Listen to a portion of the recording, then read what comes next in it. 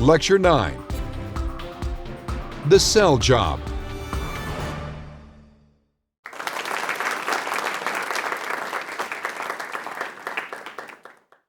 When a company decides that it wants to borrow by selling bonds or stocks, how does it do that?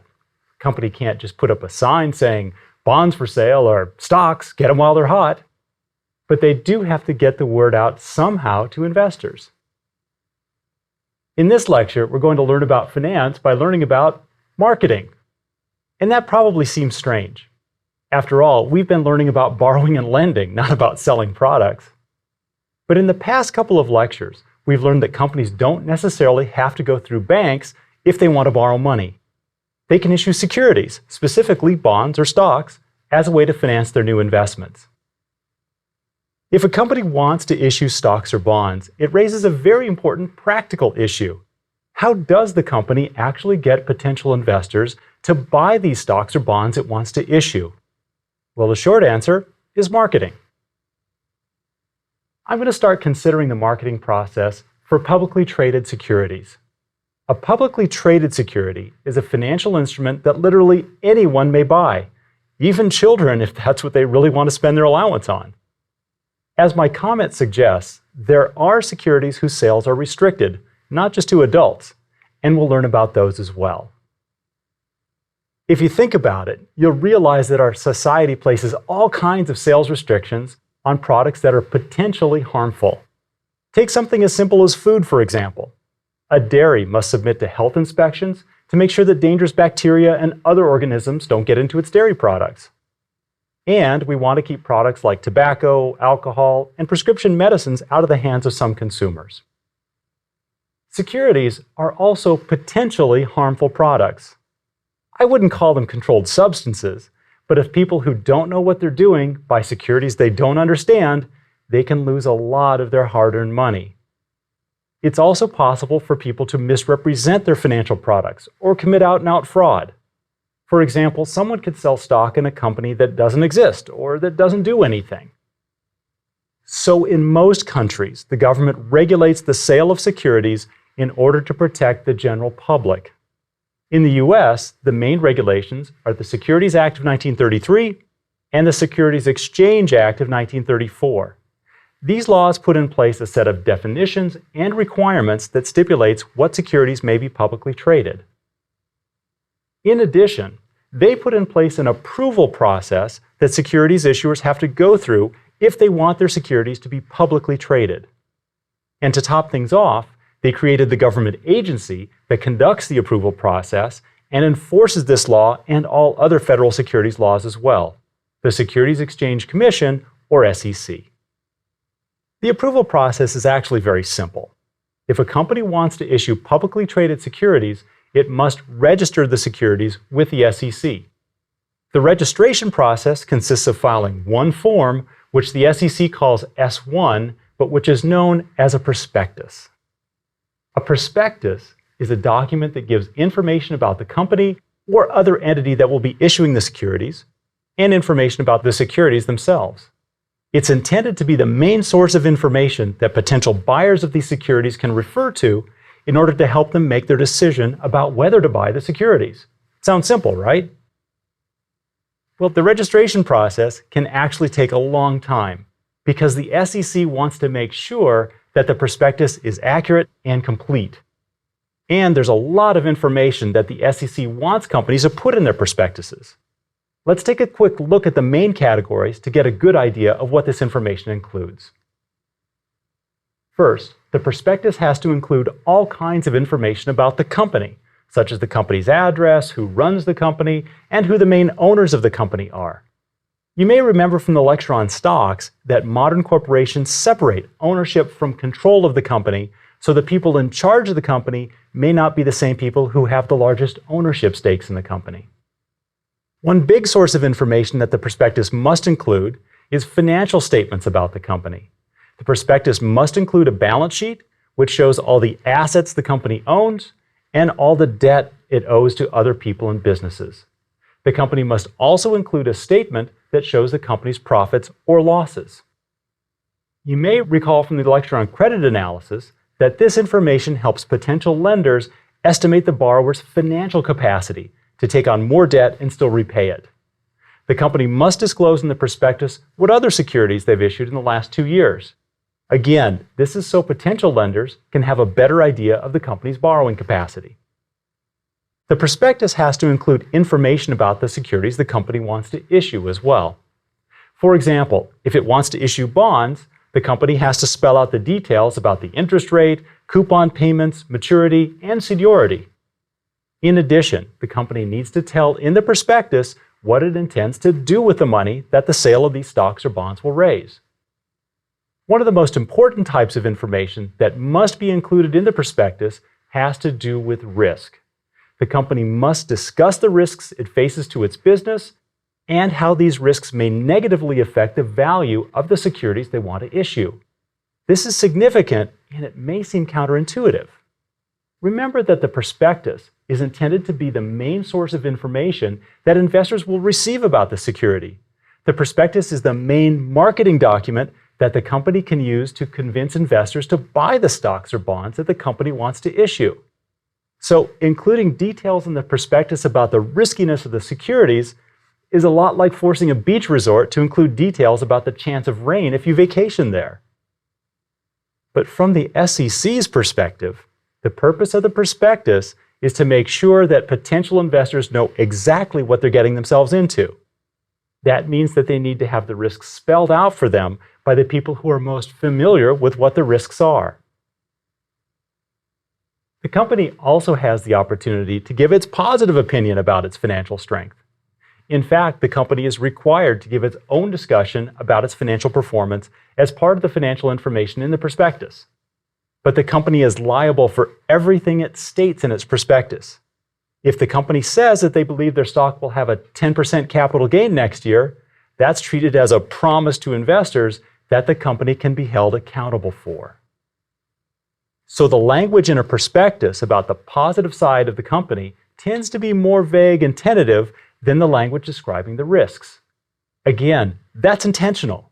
The SEC wants to make sure that only the investors who are well informed about the risks of the security and who are still willing to take on these risks will be the only ones to buy the securities. Again, the SEC's main mission is to protect small investors who are the least financially sophisticated and therefore the most vulnerable to overly optimistic forecasts and other information problems. The SEC is doing its job if these people are literally scared away from buying risky securities that they really don't have the stomach for. You can see why this simple registration process can take several months or even longer to be completed. The SEC has to verify the information the company states in its prospectus, and it often requires companies to amend their discussion of their financial results and the risks they face. A draft prospectus that is submitted to the SEC is often called a red herring. That's a nice play on words because in the past, the SEC would put a big red warning label on the cover of the draft prospectus stating that it was only a draft and not an approved prospectus. And a red herring, of course, is an idiomatic expression that we use to describe an idea or a clue that seems promising but ultimately doesn't lead anywhere. Once the prospectus is finally approved, the security is registered and may be freely sold to the general public. But rather than making it easier to sell the security, the registration process seems to make selling the securities harder for the company because of its focus on risk.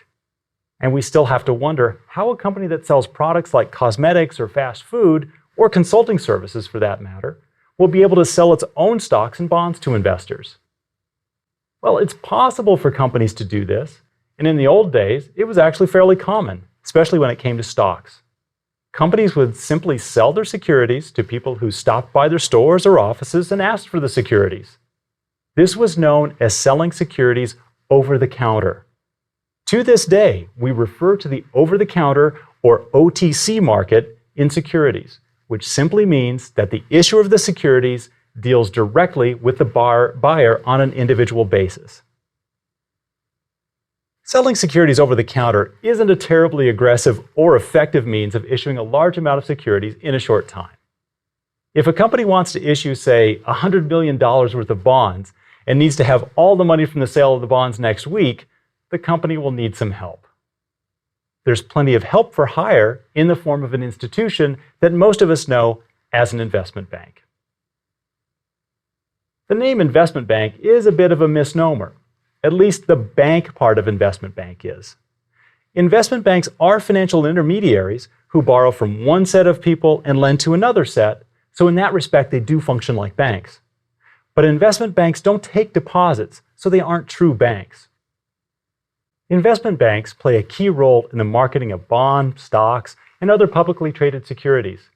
They form a bridge between the companies that want to issue securities and the investors who want to invest in securities.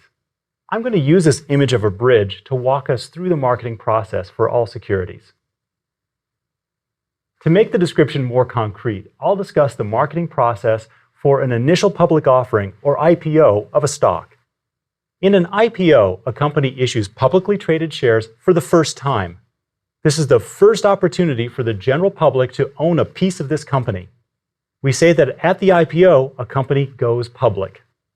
IPOs are one of the most exciting examples of the securities marketing process because they often give investors the chance to make very good profits, both in the short run and in the long run.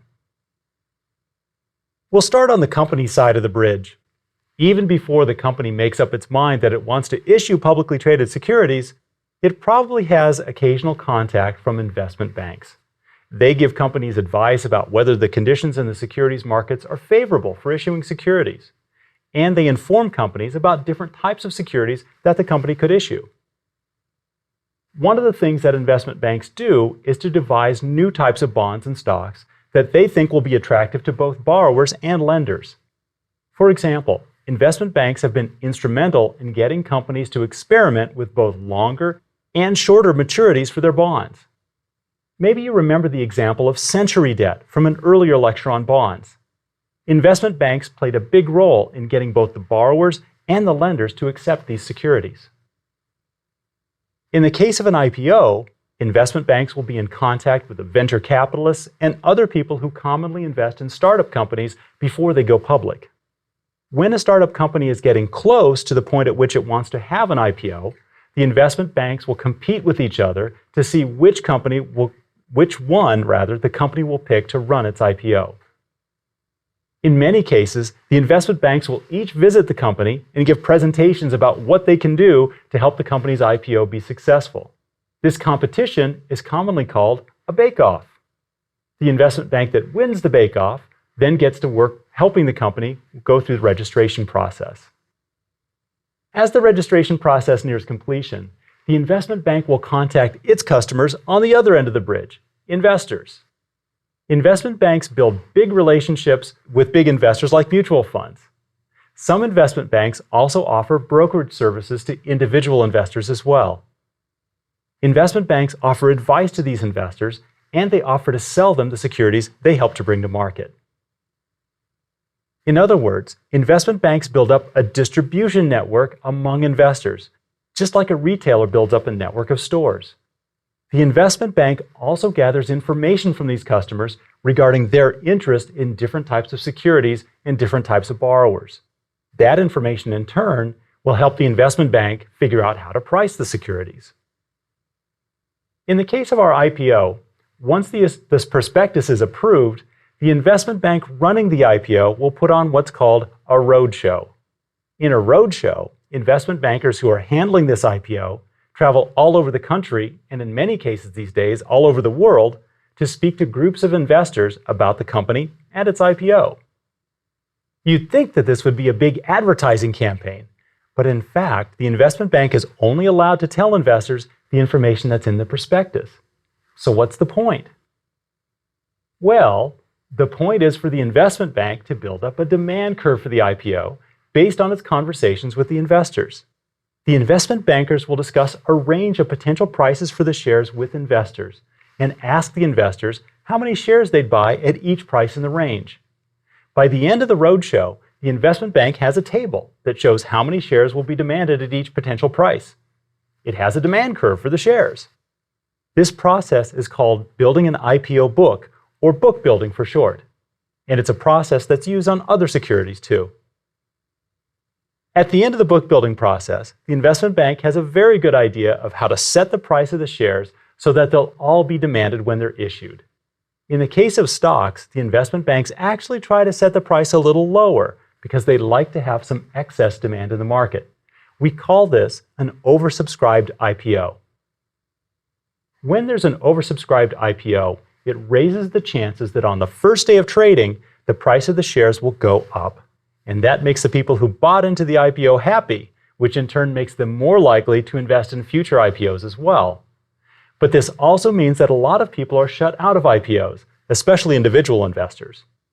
Virtually all of the IPO shares go to the big institutional investors whose participation or lack of it will make or break the IPO. When the shares of a company go up on the first day of trading, by the way, this is called a first day pop. Having a good-sized first day pop has become the sign of a successful IPO, and investment banks always try to take steps to ensure that each IPO will have one. In fact, the investment bank will postpone the IPO if it believes that conditions in the broader stock market aren't favorable to producing a good pop. When the stock market turned down after the big financial market crash of 2008 and 2009, the number of IPOs fell dramatically. It wasn't because there weren't good IPO candidates in the economy, but rather that the market wasn't favorable for IPOs at this time.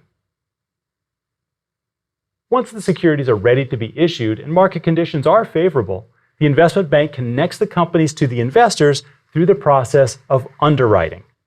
There are actually two types of underwriting, and the one I'll describe first is called firm commitment underwriting. In a firm commitment underwriting, the investment bank purchases all the securities from the issuer as soon as they're issued. The investment bank pays the issuing company the entire amount it's trying to raise, and it owns all the securities. Then the investment bank turns around and tries to sell these securities to investors using the bank's distribution network. As we learned a minute ago, the investment bank has already been in contact with its customers, and these customers have placed orders for many of the securities. And the investment bank will generally want to hold on to some of the securities as part of its own portfolio. And the investment bank may have to find additional customers to sell some of these securities to as well. The bank is taking on the risk that it won't be able to sell all the securities that have been issued.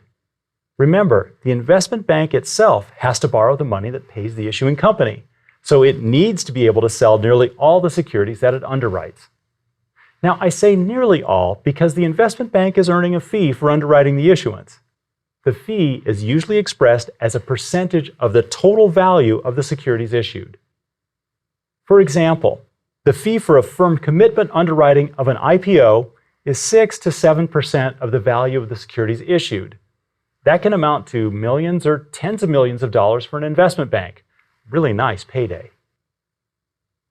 The flip side of this is that many investment banks generally work together and split the 7% commission, and there aren't a huge number of IPOs in most markets. In fact, since the dot-com bubble burst in the year 2000, there have only been about 100 IPOs per year in the US, give or take. Even after the securities are issued and sold to investors, the investment bank's job isn't over. The investment bank also provides what is called liquidity support. That is, it stands ready to buy and sell the security it just issued as a way to keep its customers happy. For example, many investment banks allow their investor customers to sell their securities back to the investment bank within a few days of issue. That commitment helps convince investors to give these securities a try.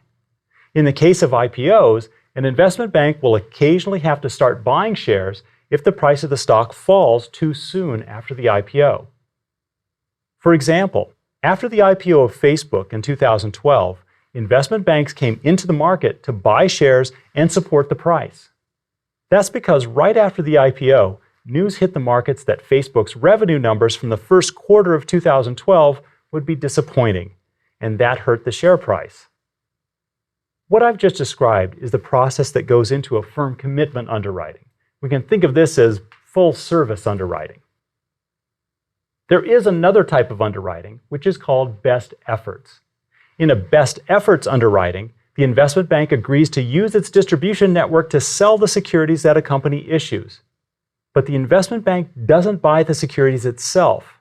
So the investment bank doesn't take on nearly as much risk as it does in a firm commitment underwriting deal.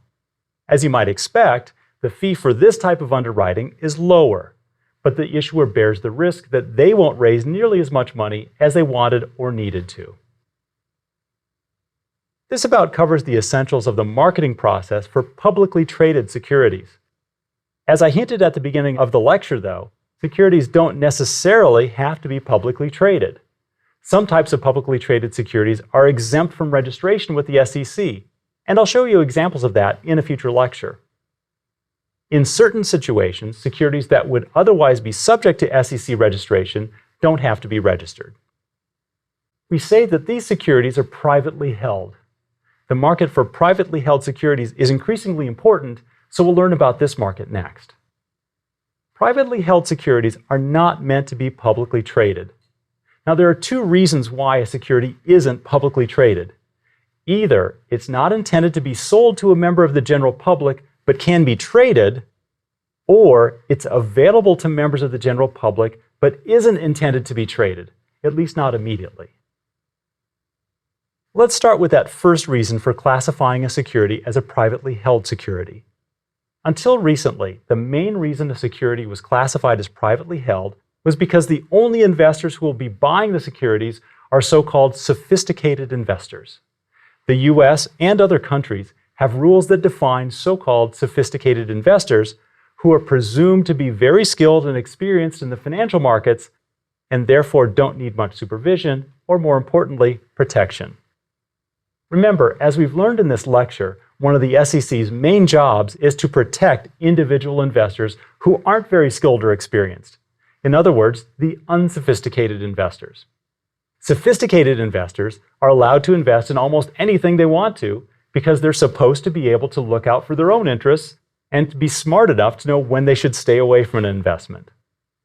As you might imagine, it's actually pretty difficult to tell which investors really are sophisticated. For example, you might think that investors who want to be considered sophisticated should have to pass some kind of a test or demonstrate a successful track record of investing over several years. But what should be the test? Or what kind of a track record qualifies you as sophisticated? Because it's too hard to find some kind of objective measures of sophistication, which is actually fairly subjective if you think about it, the SEC uses a substitute measure of sophistication: money. In particular, the SEC sets minimum income and asset standards that qualify the investors who exceed them as sophisticated investors. The actual term that the SEC uses for a person or business who meets these standards is an accredited investor. To be considered an accredited investor as an individual, you have to be able to show the SEC either that you have a personal net worth of at least $1 million, excluding your home, or that you've had an income of at least $200,000 for the past 2 years. An accredited financial institution must have at least $25 million in investable assets. One way to look at these standards is that if you've accumulated this much money, you probably know what you're doing. A more cynical way to look at them is to say that you have enough extra money to lose, even if you aren't all that sophisticated. When a bond or stock is intended to be sold only to or held only by sophisticated investors, this is typically called a private placement. Both stocks and bonds may be privately placed. And as you might imagine, when it comes to private placements, investment banks are just as important in marketing the securities as they are to publicly traded securities.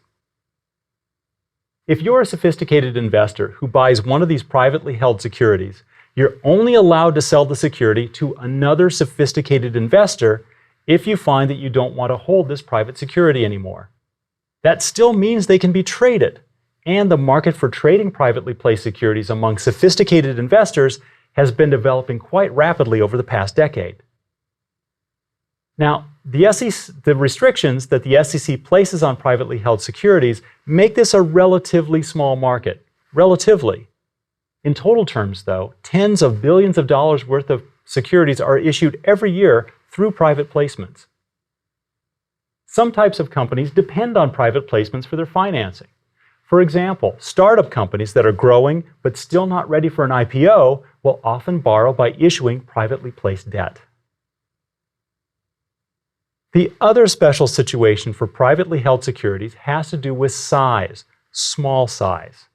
If the number of buyers of the security is small enough, then this security issue can stay under the SEC radar and remain exempt from registration. This is a situation that is extremely common with small companies. In a previous lecture, we learned about the different ways to organize the ownership of a company and about the corporate form of ownership. We learned about corporations as if all corporations are publicly traded, but they don't have to start that way. Many small businesses are founded as corporations, but with one or just a few shareholders.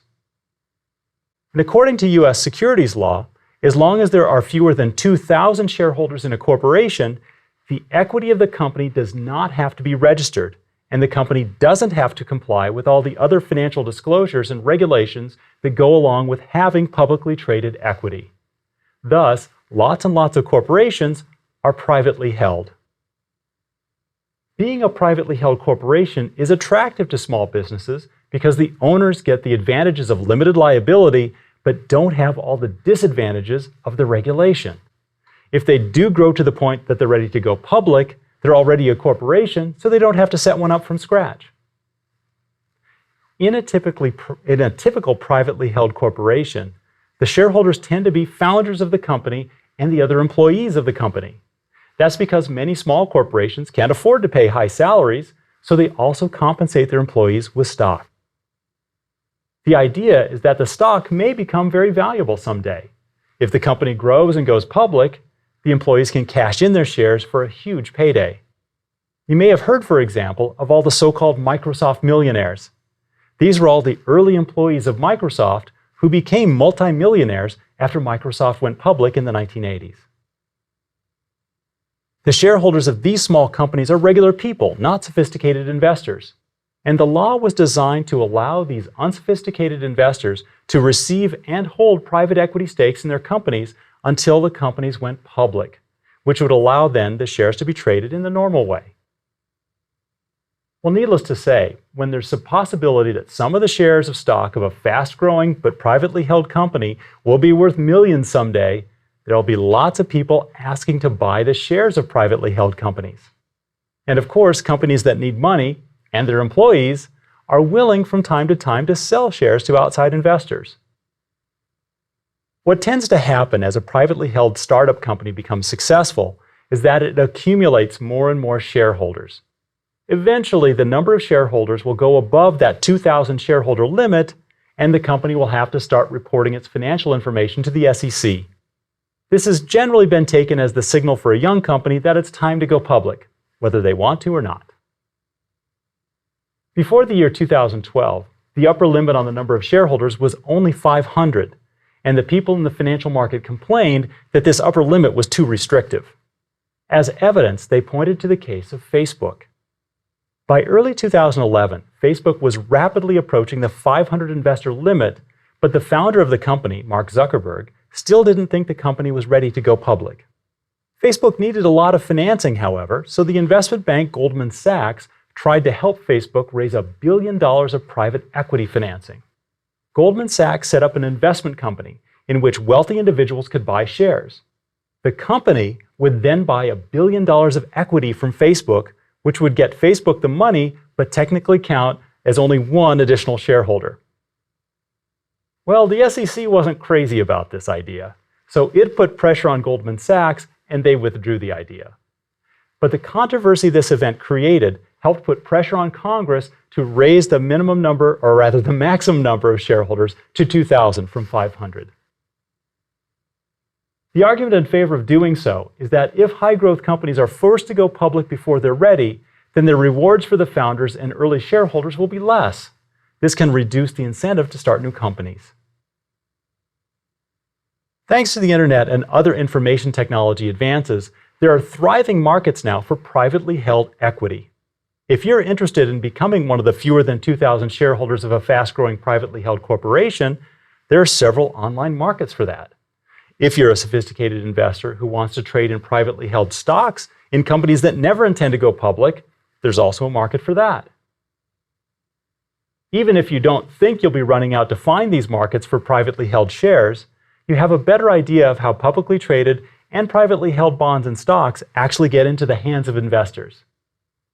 If you put the past 3 lectures together, then we have a complete picture of how to borrow using the securities markets rather than the banks. Well, it's tempting to think that we've covered all the different instruments that you need to know about in order to feel financially literate. But there's a fascinating part of the markets that we've barely touched. And it's incredibly important to the day-to-day financing of companies, governments, and even banks. Even though you and I don't participate very deeply in this market, we probably couldn't borrow and lend without it. Now that we have a good picture of how the securities markets work, it's a perfect time to learn about this market, which is known as the money market.